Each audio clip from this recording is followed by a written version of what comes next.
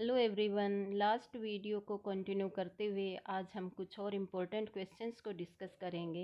I hope they will be much helpful for you. Let's start.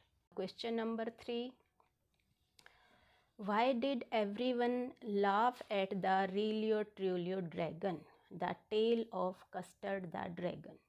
ये हमारी poem है और इसमें जो ड्रैगन कैरेक्टर है उसके बारे में बताया गया है कि जो दूसरे कैरेक्टर्स थे सभी, वो उसका मजाक क्यों उड़ाते हैं, क्यों हंस रहे हैं सभी उसके ऊपर।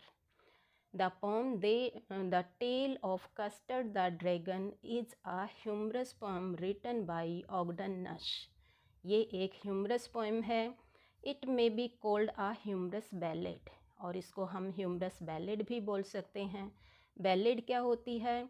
अ story, a poem containing story, जिसको हम गा भी सकते हैं but it also have some message also.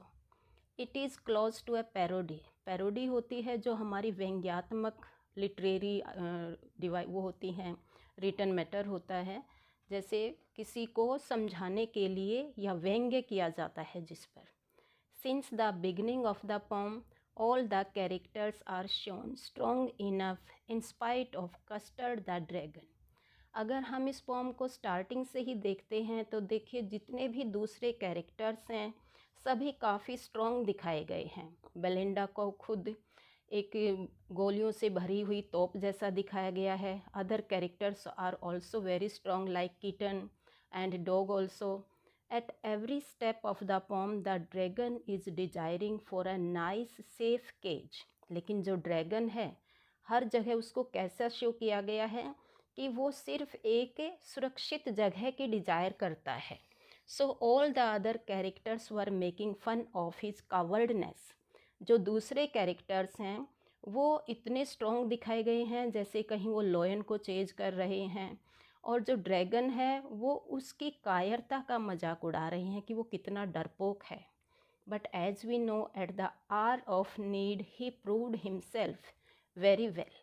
देखिए सभी दूसरे कैरेक्टर बोस्टिंग कर रहे थे, लेकिन जैसे ही ज़रूरत आई, यानी जैसे ही पायरेट उनके घर में एंटर करता है, at that time everyone go away from there. जहाँ पर उनको एक दूसरे की मदद करनी थी वो सभी इधर उधर छुप जाते हैं, और ड्रैगन ही एक ऐसा कैरेक्टर होता है जो उस सिचुएशन का सामना करता है, एंड ही प्रूव्ड हिमसेल्फ, और अपने आप को वो शो भी करता है। And by using his presence of mind, he bring out safely all the members of the house from the great problem। At once जो भी उनके सामने प्रॉब्लम आई थी उस प्रॉब्लम का वो सामना करता है और सभी को सेफली लेकर आता है। इट मीन्स उस प्रॉब्लम को ख़त्म कर देता है और वो सभी मेंबर्स सेफ होते हैं। Now question number 4, How did Bright get the idea of his new theory about cell life? The making of a scientist से ये क्वेश्चन लिया गया है। क्वेश्चन में पूछा गया है कि जो ब्राइट थे उनको जो सेल थ्योरी थी उसका आइडिया कैसे मिला। इसका आंसर देखिए। Richard Bright's theory about cell life was inspired by his research on insect hormones and X-ray photos of a hormone's chemical structure। जैसे कि चैप्टर में हमें बताया गया है कि बचपन से ही उसको इंसेक्ट यानी बटरफ्लाइज में इंटरेस्ट था, और एक बार क्या हुआ कि वो एक्सरे फ़ोटोज़ देख रहे थे। जो बटरफ्लाइज यानी जो हार्मोन्स थे उनका केमिकल स्ट्रक्चर देखने के लिए वो एक्सरे फ़ोटोज़ देख रहे थे। During the junior years Bright got the idea for his new theory about cell life, और वहीं से उनको सेल लाइफ के बारे में कुछ आइडिया मिला।